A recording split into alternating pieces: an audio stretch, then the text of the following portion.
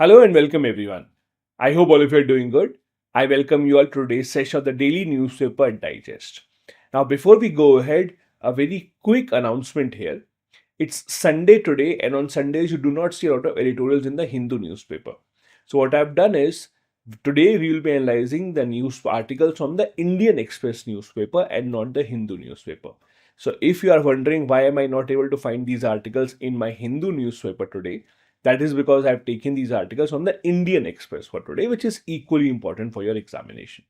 Now, these are the important articles that we have taken up.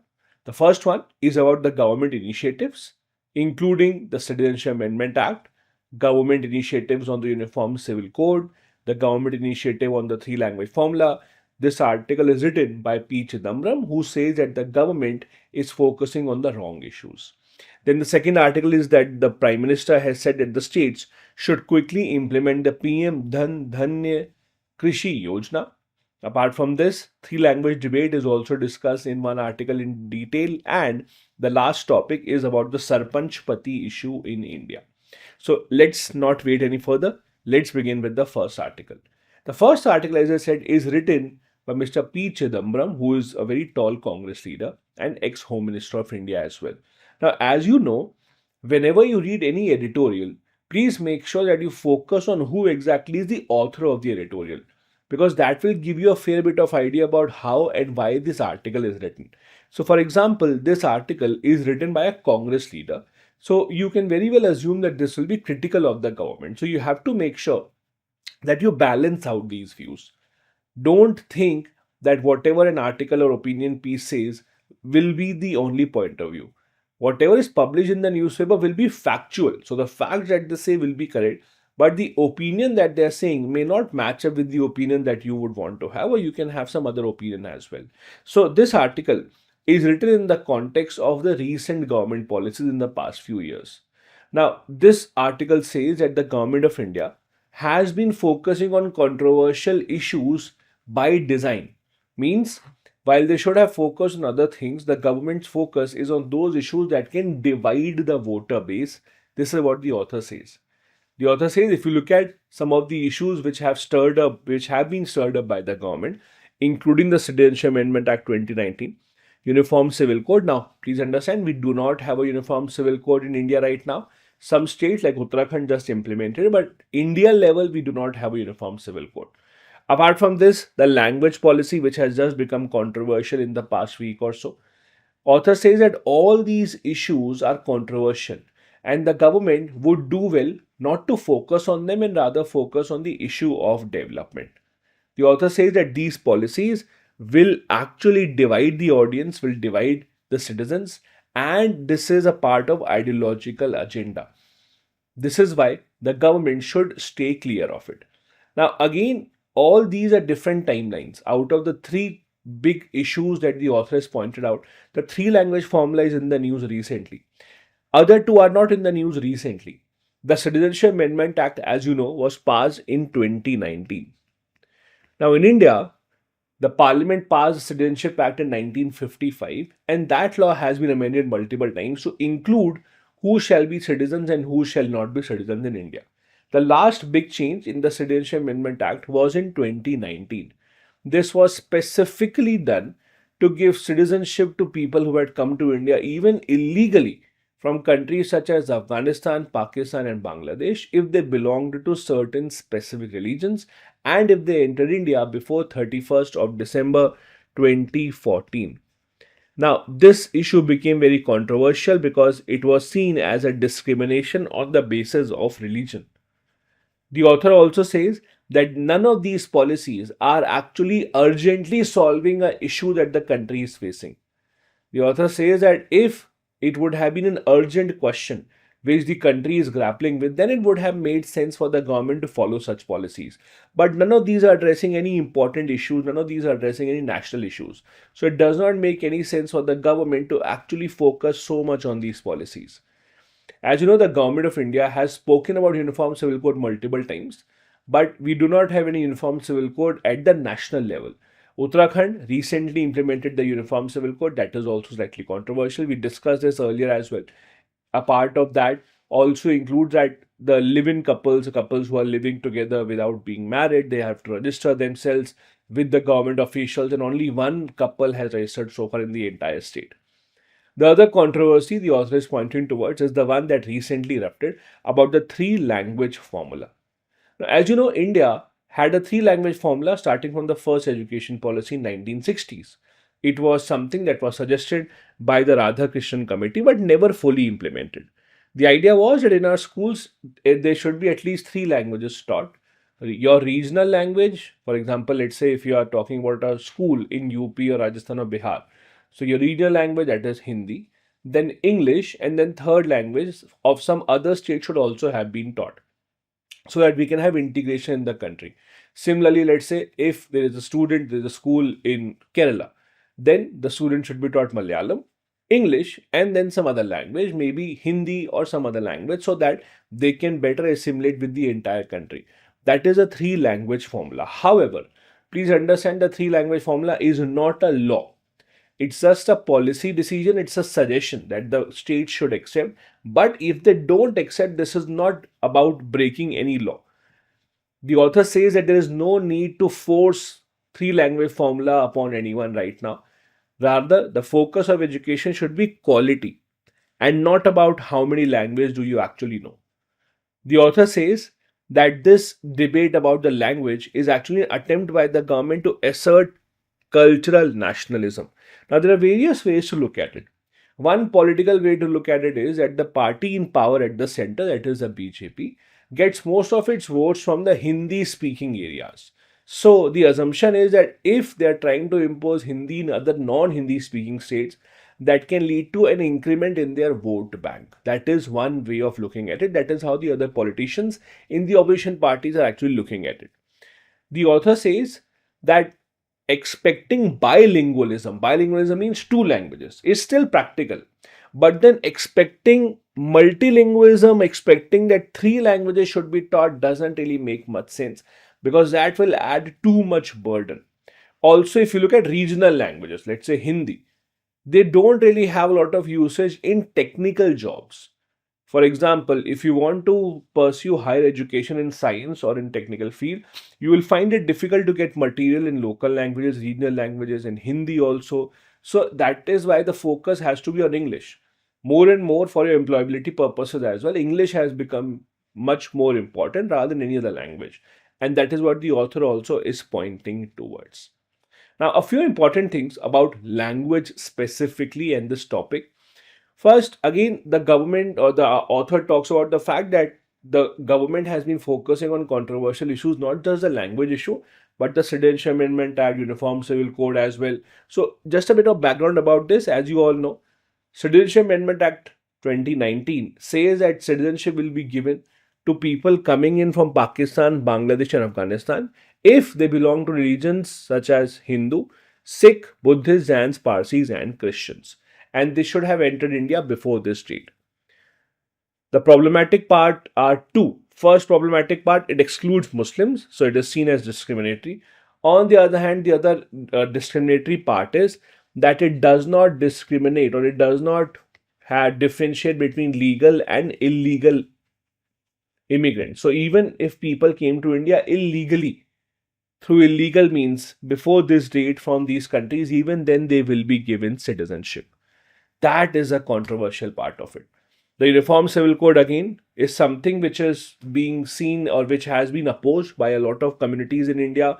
Minorities specifically think that this is an imposition of majority on the will of the minority, although Article 44 of the Constitution, which is a directive principle, does tell that it should be the government's endeavor to implement Uniform Civil Code. But again, this is not something that is acceptable to many communities across the country. As far as the three language thing is concerned, as we discussed, it was introduced in 1968 under the National Education Policy. And the idea was to ensure that there is assimilation and connection between different states in the country. This has been always opposed by South Indian states, and this opposition has been led by Tamil Nadu. In the Constituent Assembly itself, there was a big debate about what should be the national language of India. And when there was no consensus on national language, it was decided that, okay, let's go ahead with Hindi as the official language And the use of English was also to be allowed for 15 years. When the 15 years were supposed to come to an end, 1965, then we saw huge anti-Hindi agitation in the state of Tamil Nadu, forcing the government to declare that use of English will also remain valid indefinitely. And this is where we are. Even the latest national education policy, the 2021, retains the three language formula, but again, it allows the states to decide on implementation. So, even just like earlier, this is not forced. In North Indian states, also, the problem is states such as Tamil Nadu say that why are you blaming us? Even if you look at the North Indian states, either they don't implement three language formula, and even if they do, their third language is not Tamil or Malayalam, their third language is Sanskrit. For example, if you are in North India, the languages that you would have read in your school in initial years were Hindi, English, and most probably Sanskrit, and not a South Indian language. So, blaming that Tamil Nadu government has not taught Hindi to its students, it's unfair because right now, even if you look at the track record in North Indian schools, you do not see any school that is teaching South Indian language. Now, as per the laws, we have 22 official languages under the 8th schedule in the Indian Constitution. We also have certain languages identified as classical languages as well. Also, the political aspect of this language has always been focused on the Dravidian politics, always been focused on Tamil Nadu. One other idea is that the fear is that it is starting with Hindi, it will then lead to imposition of Sanskrit in these states. As you know, there's also a divide between different identities. It is seen as a divide between the Aryans and the Dravidians. It is being seen that the northern part of the country inhabited by people who are descendants of the Aryans, while the southern part of the country is inhabited by people who are the descendants of the Dravidian community. So this divide of the language goes way back, and there's again an issue that, as per the author, should not really be touched on by the government because it is not that urgent. Before we move on to the second article, an important reminder, you can download a current affair magazine and notes with a lot of important information. To get all these downloads, just check out the description of this video. You can also call on this number if you have any doubt. There are multiple batches starting in our offline centers. 3rd of March, that is tomorrow, new batch starts at Karol Bagh. Then 4th of March, the new batch starts in Mukherjee Nagar. Similarly, 3rd and 5th are dates for new batches starting in Patna and Prayagraj. Do check these out.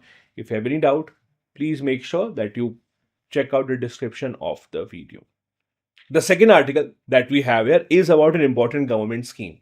Now, as you know, questions based on government scheme are pretty common both in the prelims and in the mains examination. This is focused on Pradhan Mantri Dhan Dhanya Krishi Yojana. Basically, the government of India in this year's budget announced this scheme. The idea of the scheme is that the government will identify 100 districts which have the lowest agricultural productivity. Means 100 districts in which the farmers don't have a lot of production, so they need some other source of income. And the government in these 100 districts will make sure that they provide some alternative facility or employability to the farmers as well. Make sure that they focus on issues such as fishery, horticulture, etc. So what has happened here? The Prime Minister has asked the officials to make sure that it is fast tracked, that this scheme is implemented in a quick manner that was announced in this year's budget. Now, as I said, it focuses on 100 districts with lowest agriculture productivity. The idea is to boost the farmers' income and in turn ensure rural prosperity. The approach is simple, that we'll focus on issues on alternatives such as horticulture, such as fisheries, fish products, etc. The idea is to expand our exclusive economic zone and open sea and develop an action plan to promote fish farming, because India is a major exporter of fisheries in the world and it is in big demand around the world. It can also lead to a lot of an income generation for the farmers as well. Now, the government has been working on similar programs. For example, we already have an aspirational districts program under which some of the most backward districts of the country are chosen by Niti Aayog, and then government focuses on providing them the basic amenities. It will be similar to that, just that this time you will be focusing on those areas that have the lowest agricultural productivity. Now, in the past decade or so, we have seen considerable growth in cereal production as well. For example, if you look at cereal production in India, it has increased from 265 million ton to 330 million ton. On the other hand, we also have seen fish production and horticulture also contribute significantly to farmers' income. In fact, fish production in India has doubled in the past decade, and most of it is going into export, especially to high income countries in Europe, US, and countries in the Middle East. This is where we see a lot of potential from the side of the government. Now, let's see what exactly are the other things related to this particular news story. There are multiple government initiatives to support farmers right now, not just this particular scheme. We also have the PM Kisan Yojana, that is Pradhan Mantri Kisan Samman Nidhi. As you know, every year 6,000 rupees are transferred to the account of the farmers. It's kind like universal basic income, but just for the farmers. Then the government also has ENAM, which ensures that the farmers get a good price for their buyer or for selling of their crops. We also have the health card scheme, under which there is an assessment of the soil health that is done, and the farmers are told what are the nutrients that are lacking in your soil so that they can give those specific nutrients as well. The government also is trying to make use of AI and drones, etc., to make sure that the crop damage is reduced as much as possible. When it comes to the fishing and the marine part of it, where the government has been focusing on, if you look at those numbers also, those are impressive in terms of growth. For example, India ranks second globally in aquaculture production. Fisheries alone contribute 1.2% of India's GDP, and over 7% of India's agricultural GDP. And it is set to increase even further. As I said, these are high value items and these are in demand in other parts of the world as well, which is where we do see a lot of potential under this particular scheme. Now, it matters because agriculture specifically contributes 18% of our GDP, employs about 60% of our population. And this is also a part and aligned with sustainable development goals. So, giving farmers as alternate source of income, pushing the farmers towards this would actually help us achieve multiple things at the same time. And this is why the Prime Minister has been asking the officials to ensure that this particular scheme is implemented in the correct and fast manner. The next article that we have here is again about the three language debate, but this one is focusing on the idea that if you look at the three language formula that has been going on since 1960s, despite all of that, if you look at how many Indians actually know two languages or how many Indians know three languages, the number is very, very, very low. So, assuming that the three language formula is actually resulting in people knowing more languages, that is not the case. As we discussed, the three language formula was first given in 1968. So, since then, it's almost 60 years that have passed. Even then, we have very little proportion of population that knows two or more languages. That means the three language formula somewhere is not doing the job that it was supposed to. Now, one interesting question here is you should ask yourself, how did this debate begin? Now, the reason why this debate just began once again in the past few days was that we had the Union Education Minister Dharmendra Pradhan. Dharmendra Pradhan said that the new education policy of 2020 had asked three language formula to be implemented. They supported it. So the Union Education Minister said the states which do not deploy the national education policy, which do not adopt the three language formula, will not be given funds for education from the center. This is the problem that stirred all this controversy, where the states have become unhappy because, see, the idea is policy document or policy is never binding. The entire idea or the difference between policy and law is that the law is binding. If you don't follow it, it can be challenged in the judiciary. Policies are not binding unless you convert them into laws. So states such as Tamil Nadu specifically that have been at the forefront of uh, speaking against the imposition of Hindi, they have always spoken up against it. And Tamil Nadu Chief Minister Stalin has again spoken up against this. One more quick clarification here and very important thing here. When you write these kind of things in the mains examination, please understand Tamil Nadu and Tamil Nadu politicians have always been saying that we are not against Hindi. Please understand the difference here. We are not against Hindi. We are against the imposition of Hindi or forced imposition of Hindi. Means If someone wants to speak Hindi in the state of Tamil Nadu, that is absolutely fine. No one will stop them. But if they do not support the fact that the government will force you to learn and speak this language, that is a problem. So even when you are writing this kind of an argument, please be very careful. Don't write that leaders have been against Hindi. No, leaders are against the imposition of Hindi. That is what their argument is. So this particular article has taken all the data from census 2011. Unfortunately, that is the latest census we have because the government has not conducted census of 2021. So 2011 census data shows that the number of language speakers, the number of bilingual, trilingual speakers across the states in India is very low anyway. Let's look at some data. So the census of 2011 says at the national level, only 26% people know two languages. And what about three? Only 7% people know three languages. So despite having the three language formula, we have not really seen people adopting multiple languages. In fact, bilingualism, that is people speaking or knowing two languages, declined in 12 states and union territories between 2001 and 11. Trilingualism, again, rather than increasing, it actually again declined in 23 states. So across the entire country, even if people knew two, three languages, they are actually using one only, and thus the other languages are seeing a big decline. Regionally, also there's a difference. In Tamil Nadu, for example, by the way, Tamil Nadu has always followed a two language formula. They have never forced, or their schools have never taught three languages. So Tamil Nadu is ranked 15th in bilingual population. Then the states such as Rajasthan have only 11% people knowing two languages. UP only 11.5% people that know two languages. Bihar 13% people only, which is a very, very, very low number. On the other hand, if you look at the states where a lot of people know multiple languages, Goa, 77% people are bilingual and over 50% people are trilingual. So there's a lot of disparity that you will see. And it's very interesting that even the disparity that you will see, look at this, the states which have the lowest bilingual numbers. The lowest bilingual numbers are the states that are actually Hindi speaking states, Hindi or a version of Hindi.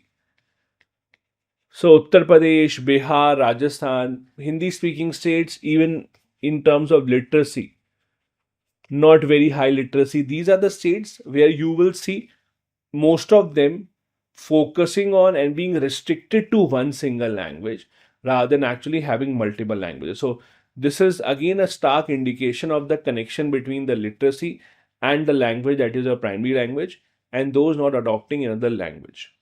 Three language formula, as we discussed, was first implemented in 1968. It was Indira Gandhi government at that time. The policy was simple that the Hindi speaking states should teach a southern language apart from Hindi and English. Non-Hindi speaking states should teach Hindi apart from the other two languages. But again, it was never enforced. It's a policy decision, so it was never made mandatory. Tamil Nadu never adopted three language formula. They always had a two language thing and they were against Hindi imposition. Again, they were not against Hindi, they were against Hindi imposition. And as I said, even if you look at the Hindi speaking states also did not implement this. In fact, on the contrary, government schools in Hindi speaking state did not even have a two language formula. Most government schools in Hindi speaking states only taught Hindi as a language. In government schools, for example, not even English is taught. So it's very weird to point out or to actually pick out one single state like Tamil Nadu that you are not implementing three language formula, when the fact is it has not been implemented in most parts of the country anyway, with some kind of a loophole or the other. The current issue has started because of multiple reasons. As I said, first, the Union Education Minister speaking or giving remarks about the national education policy not being implemented. The result will be that the states will not get central funds. Then the Tamil Nadu Chief Minister speaking up against the imposition of Hindi, saying that this is a way for the central government to impose Hindi over us.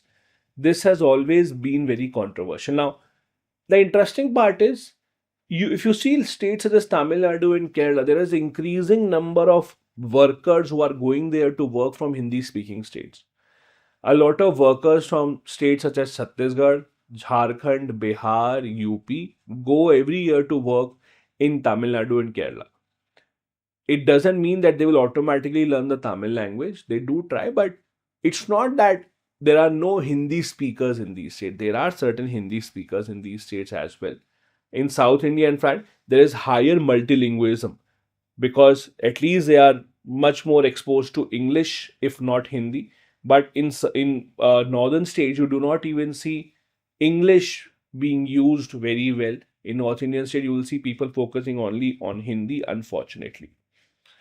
Now, if you look at some of the other provisions with respect to this particular article, if you look at the history of the three language formula and this agitation of anti Hindi agitation, we have seen Tamil Nadu being at the forefront of it. 1965 was when the 15-year period given to English was coming to an end. And this is where we saw large scale anti Hindi imposition agitation. That is when the Prime Minister assured that English will continue to be used as an official language indefinitely, and that has remained even now. However, the National Education Policy still talks about the three language formula. The National Education Policy of 2020 still says that three language formula is important, but it has given flexibility to the states. Means it is not compulsory, and secondly, they are free to choose whichever language do they want. So again, please understand the three language formula gives a kind of freedom, flexibility to decide whichever language you would choose to teach, but it is being seen as a way for Hindi to be imposed in states such as Tamil Nadu. The constitution also gives a special place to Hindi.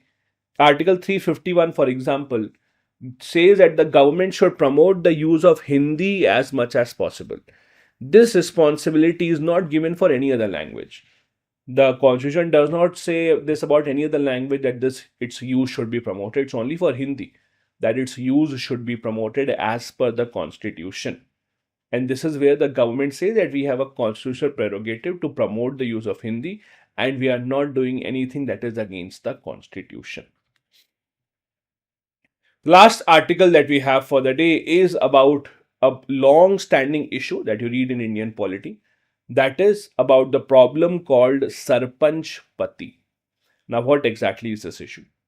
As you know, the 73rd Amendment Act that gave constitutional status to Panchayat included at least one-third reservation of seats for women in Panchayat. However, the problem is that even on these one-third seats that are for women in the Panchayats, we have a problem, that is, these seats are usually officially filled up by women, but the decision making remains in the hands of either their husbands or their fathers or their brothers. You would have seen this, that even if a sarpanch or a pradhan election or chairperson election is won by a woman, the decision making authority is usually not in her hands. The decision is taken by her husband or brother or father, etc. Basically, a male in the family. This is the problem of sarpanch pati because of patriarchy that we have seen in our society. This is why this article has been written, how to get rid of this issue. Because when constitution was amended by 73rd Amendment and the reservations were included for women, the idea was to empower women. But then in such situation when women are not even being allowed to take decisions by themselves, this entire idea of empowering women has been defeated. And this is what this article mainly talks about. Now, the reason why it is written is because recently there was a committee formed by the government, by the Ministry of Panchayati Raj.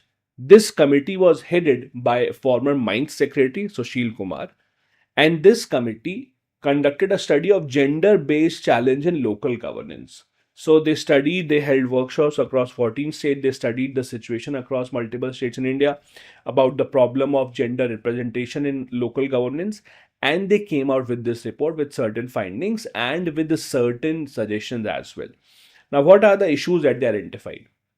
As per the report, first big issue was lack of expertise and exposure. Means even if a woman wins the election, be it the chairperson election or the members election, even if they win the election, they do not have proper training or expertise and they do not know how to operate. So they do not understand what their powers are, what their prerogatives are, and this is an advantage taken by others who try to influence them. The committee also said that there's a gender-based bias. Means women representatives are often not seen worthy enough when they speak in the meetings, they are not really listened to. Their orders are ignored by the male representatives, and not just the male representative, but even the government officials. When there's a government official who should listen to or who has to accept the order given by the sarpanch or the chairperson, they ignore it just on the basis that it is an order given by a female. That's a big problem. And that patriarchy starts from home itself. Women leaders are expected to follow parda, to have their face covered, to not even speak in gatherings when there are a lot of males.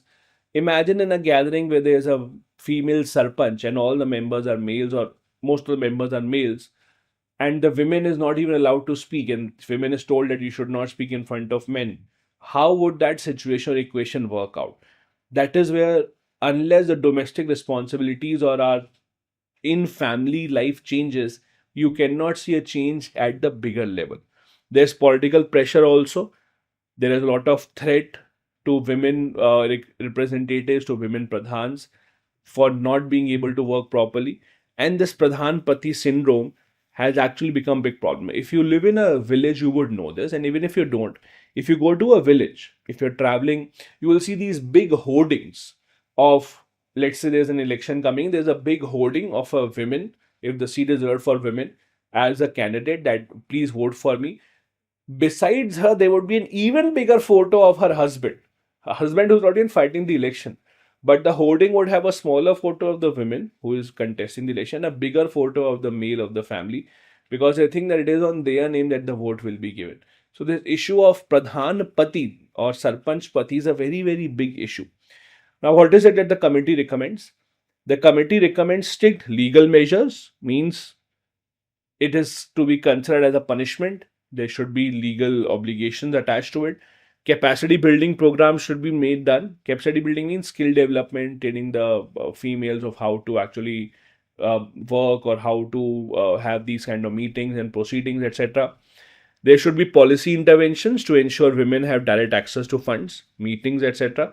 They should not be dependent on government officials. They don't listen to them. Funds, etc., should be on the prerogative of the elected representatives. The government should support them, empower them to actually make a difference. Apart from that, the committee also recommends structural reforms, that proxy leadership, etc., should be punished.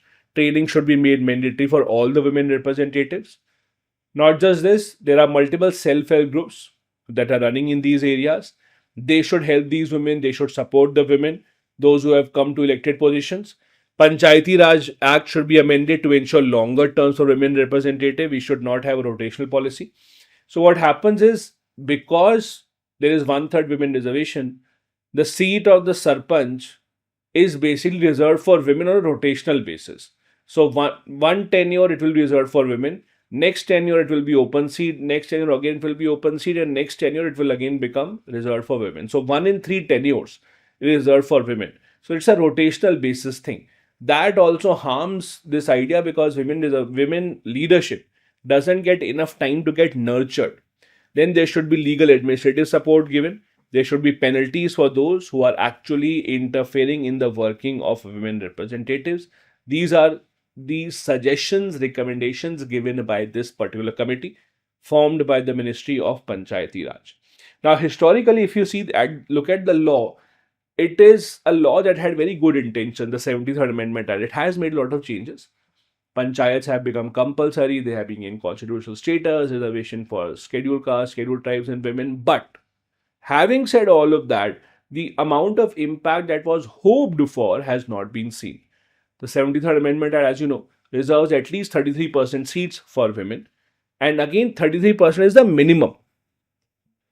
So many states have actually gone beyond that. States such as Rajasthan, Chhattisgarh, Bihar, Odisha have actually given 50% reservation to women bodies. Why? Because 33 is minimum. They can increase it, so they have increased it to 50% as well.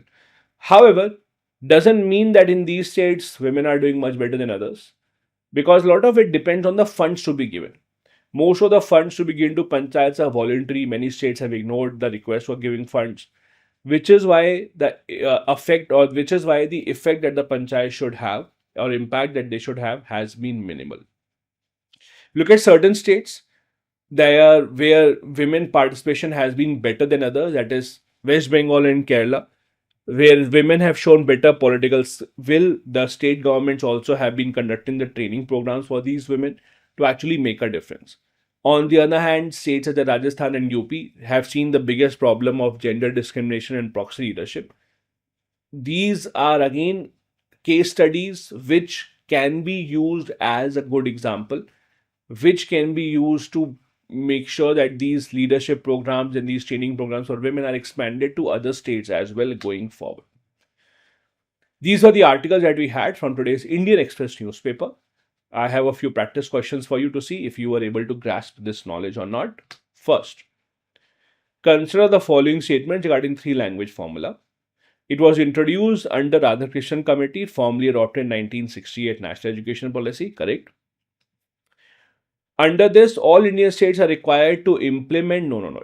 It is not compulsory. As we discussed, it has never been compulsory.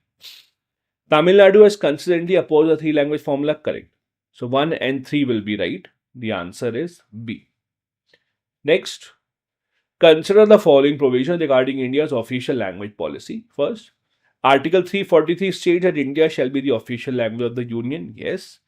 English was to be phased out by 75. No, it was to be phased out by 65, although it never was. But the original argument was it will be phased out by 1965. Parliament passed the official language at 1963 to continue the use of English for an indefinite period. Yes, that is also correct. 1 and 3, B would be the correct answer here. Next, consider the following statements about PM Dhan Dhanya Krishi Yojana. First, it targets 100 districts with high agricultural productivity. Low agricultural productivity. It includes initiative for sustainable fish farming in India's exclusive economic zone. Yes. The scheme was introduced in Union Budget 25-26. Yes. And the Prime Minister now wants it to be implemented in a quick manner. The answer is 2 and 3. Next, consider the following statements about India's blue economy strategy. India is the world's largest producer of aquaculture products. Is it? No, we are the second largest actually. China being the largest, we are the second largest. The government is promoting marine biotechnology and sustainable aquaculture. Yes. Fisheries contribute 10% of India's GDP. Oh, 10% is huge. It doesn't even contribute 10% to agriculture overall. So it contributes about 1.24% of GDP and about 7.5% of agriculture GDP. 10% of India's GDP will be humongous. The answer thus will be B. 2 only is correct. With reference to Panchayat Raj system in India, consider the following. First, 73rd Amendment Act mandates 50% reservation for women. No, it mandates 33%, minimum 33%. So some states have increased it further. Term Pradhan Patri refers to male relatives exercising control over women representatives. Yes. Ministry of Panchayat Raj has recommended legal measures to curb proxy leadership by male relatives. Yes, we just discussed this. It's a part of the committee findings. The answer thus is B. 2 and 3 here are correct. Consider the following about 73rd Amendment Act. It provided constitutional status to panchayats. Yes. Mandates establishment of Gram Sabha at the village level. Yes, Gram Sabha means all the village voters. Provides for direct election for members at district level only. No. Direct election for members at all the 3 levels, not just the district level. Remember this. 1 and 2, A would be the correct answer here. Which brings us to the end of today's session. I hope you enjoyed and you learned something new. If you're new here, do hit the like and the subscribe button. I'll see you tomorrow for the next one. Bye-bye. My name is Harshmeet Singh. Jai Hind.